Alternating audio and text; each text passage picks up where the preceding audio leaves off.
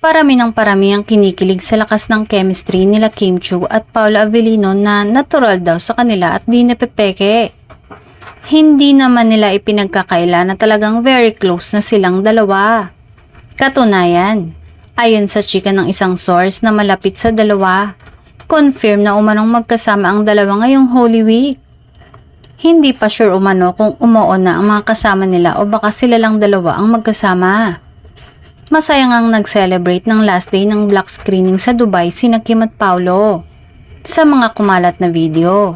Habang nasa last day sila ng black screening, kuha ng mga Kimpo fans ang tila pagpaplano ng dalawa para sa dadating na Holy Week.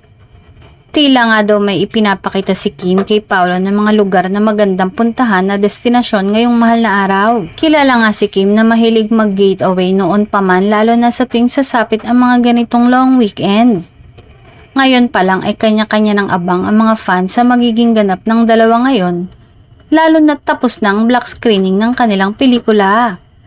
Samantala, bagamat ilang beses na ring nabigo sa pag-ibig, inilahad ng kapamilya actress at TV host na si Kim Chiu na hindi naman niya sinasarado ang kanyang puso sa posibleng panibagong karelasyon.